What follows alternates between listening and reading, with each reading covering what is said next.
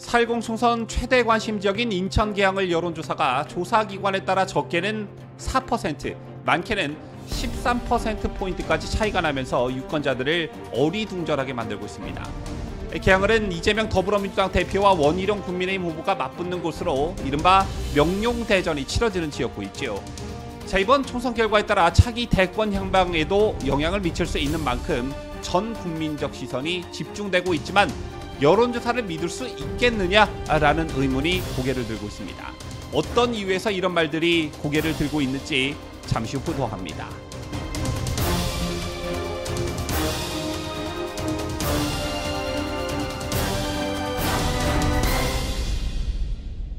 시청자 여러분 안녕하십니까? 뉴스데일리 베스트 미네커입니다. 4.10 총선 최대 관심 지역 중 하나가 바로 인천 계양을이지요. 아시다시피 인천 계양을은 이재명 더불어민주당 대표와 원희룡 전 장관이 맞붙는 곳으로 이 지역에 대한 총선 결과에 따라 향후에 미칠 파장이 적지 않기 때문에 관심이 쏠릴 수밖에 없는 그런 지역구입니다.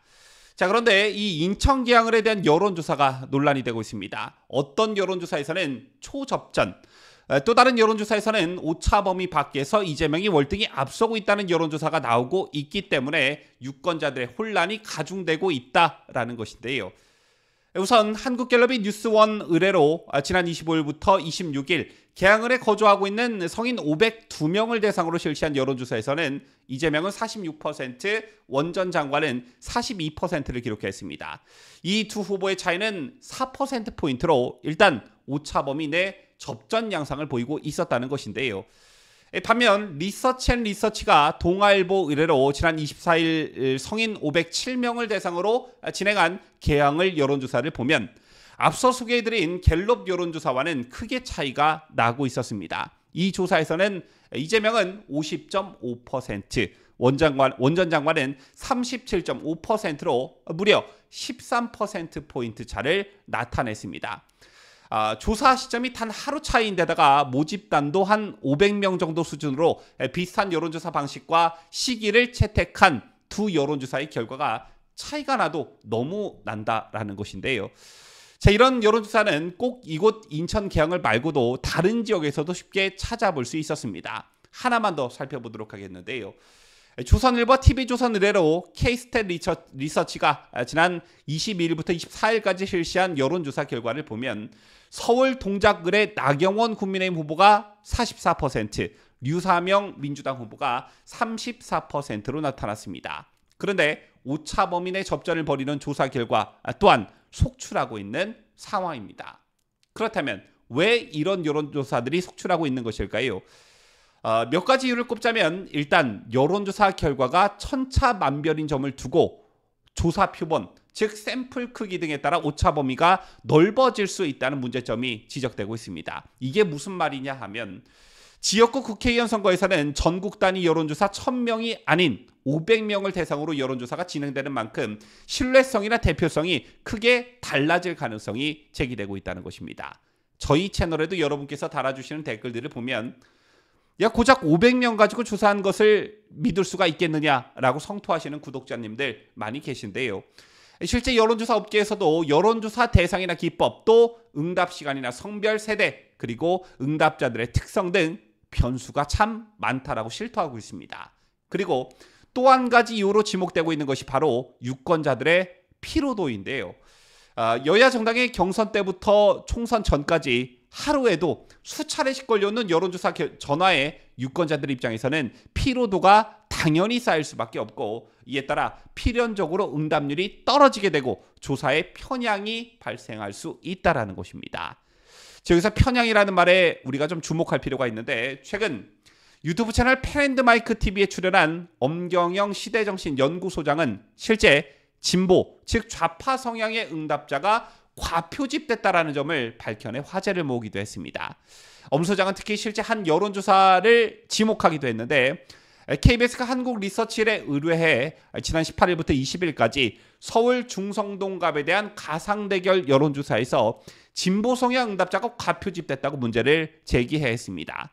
이 조사에선 윤희숙 국민의힘 후보가 28%, 전현희 민주당 후보가 45%로 집계됐는데 저도 이 여론조사를 두고 굉장히 충격을 먹었던 기억이 납니다.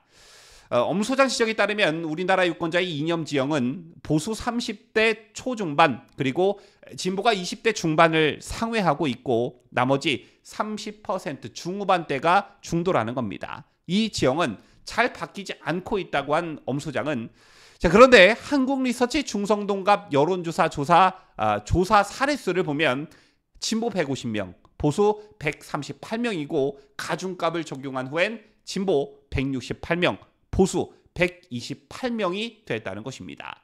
이게 무엇을 의미하냐면 서울 지역은 통상 보수가 35에서 40%, 진보가 25% 미만인데 거꾸로 된 것을 지적한 것이고요. 만약 샘플 표집이 정상적으로 됐다면 전현희 후보 45대, 윤희숙 후보 28은 35대 35 정도로 나와야지 정상이라는 것입니다.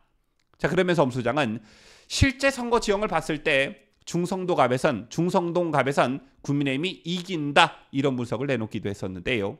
자, 이 밖에도 더불어민주당 싱크탱크 민주연구원 부원장을 지낸 최병천 신성장 경제연구소장도 지난 26일 자신의 페이스북에 최근 부산 경남 여론조사에서 보수는 과소표집, 진보는 과표집 가능성이 높다고 이렇게 페이스북에서 화제를 모은 바 있습니다.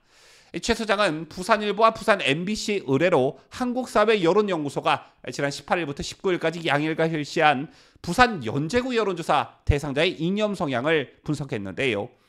이 조사에선 노정현 진보당 후보 47.6%로 나왔고 김희정 국민의힘 후보 38.3%로 조사됐습니다. 부산에서 국민의힘 후보가 진보당 후보에게 뒤진다는 여론조사였기 때문에 이 여론조사도 꽤 주목을 받았었는데 한국갤럽의 응답자 이념 성향은 전국 평균 수치다라고 전제한 최 소장은 부산 연제구가 전국 평균에 비해 보수 비중이 7.3%포인트 더 적고 중도 비중이 전국 평균에 비해 6%포인트 더 많을 확률은 극히 적다라고 했습니다. 이거 누구나 공감할 수 있는 부분인데요. 이런 점을 지적한 최 소장은 어떤 요인으로 인해 보수 지층의 응답률이 떨어지고 진보 혹은 중도의 응답률이 크게 높아졌는데 실제 투표 행태는 다를 가능성이 높다라고 말을 했습니다. 종합하자면 엄경영 소장도 그렇고 최 소장도 그렇고 최근 나오는 일부 여론조사에서 좌파 진보 성향 응답자가 과표집되고 있다라는 점을 꼬집고 지적하고 있는 것인데요. 사실 한동훈 위원장 등장으로 잘 나가던 국민의힘이 위기론에 휩싸인 것은 여론조사 탓도 있습니다.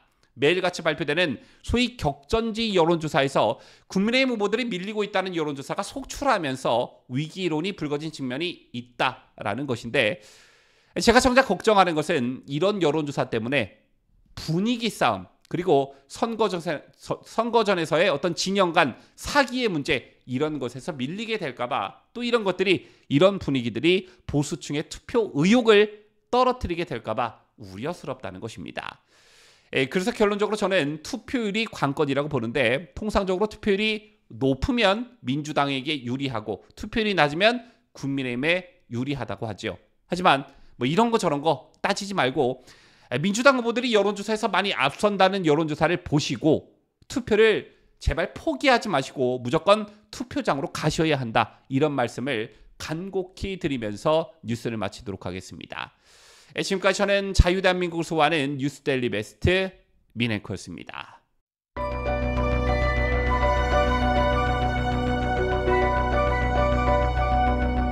피해자 할머니들의 명예와 존엄이 회복되고 또 마음의 상처를 치유하기 위해서는 나라와 국민을 각종 위협으로부터 안전하게 지켜 국가를 위해 헌신해온 공무원들의 희생을 요구해야 한다는 점에서 솔직히 어느 정부도 개혁이 두렵고 피하고 싶을 것입니다.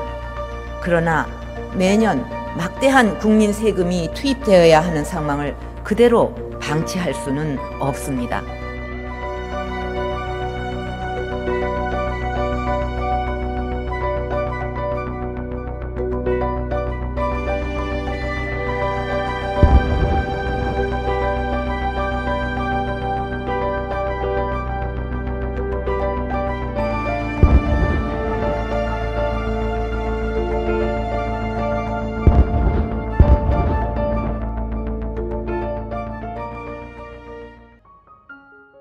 시청자 여러분 안녕하세요. 뉴스데일리 베스트 운영자이자 뉴스를 전달하는 앵커 민들레입니다.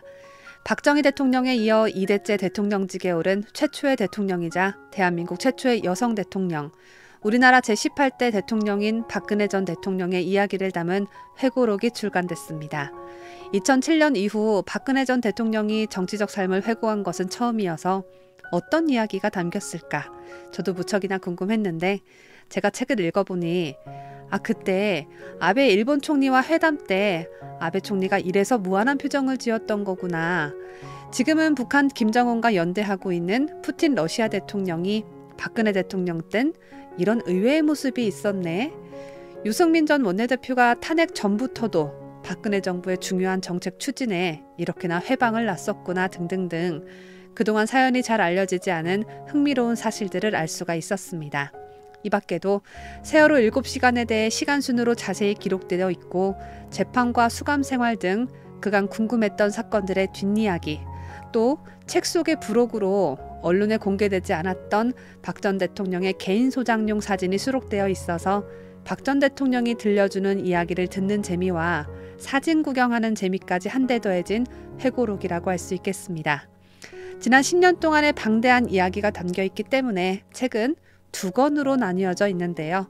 아직 구입하지 않은 분들 계시다면 어둠을 지나 미래로 1권과 2권 세트로 함께 구매하셔서 꼭 읽어보시길 강력 추천합니다. 저의 회고록이 우리가 더 나은 미래로 가는 작은 디딤돌이 되었으면 합니다. 국민 여러분과 함께 할 수 있어서 행복했습니다. 감사합니다.